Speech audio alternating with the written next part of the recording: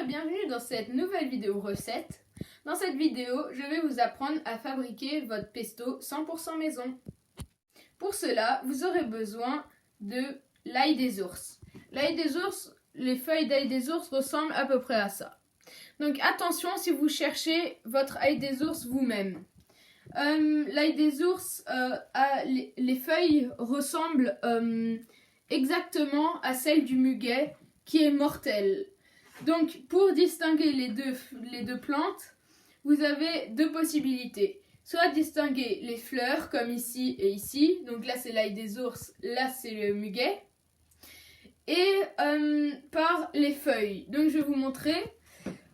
Pour distinguer les feuilles, vous avez juste à arracher ici, comme ceci, et sentir. Normalement, si c'est de l'ail des ours, ça devrait sentir.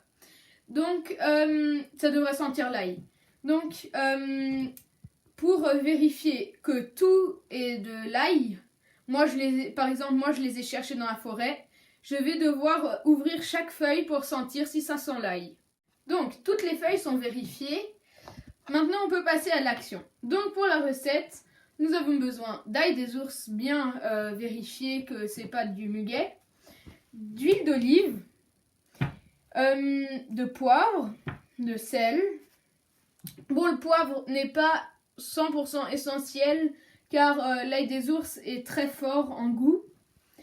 Donc, nous aurons aussi besoin de fromage type parmesan, d'un verre doseur, d'un couteau, d'un mixeur.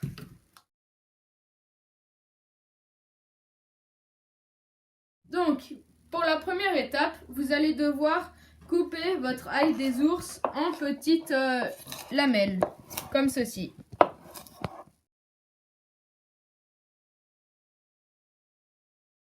Donc, dès que votre ail des ours est coupé, vous allez pouvoir le mettre dans votre verre doseur. Donc, nous avons coupé l'ail des ours parce que ça vous facilitera la tâche et ça facilitera la tâche au mixeur.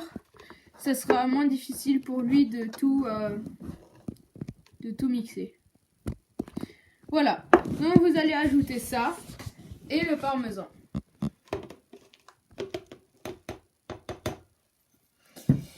Puis, vous allez pouvoir commencer à mixer. Dès que vous avez fini de mixer, comme ici, ça va donner une sorte de pâte homogène.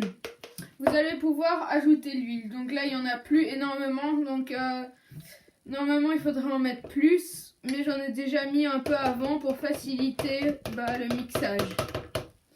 Voilà.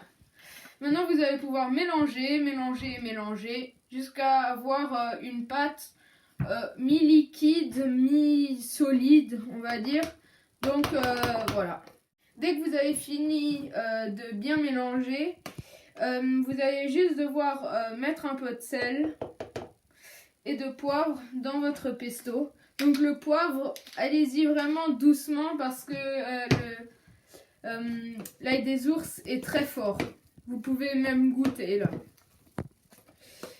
Voilà, donc on va pouvoir le mettre dans un pot. Donc mon pesto va ressembler à ça. Vous pouvez déguster votre pesto avec des pâtes. Mais attention, n'en prenez pas beaucoup vu que c'est très fort.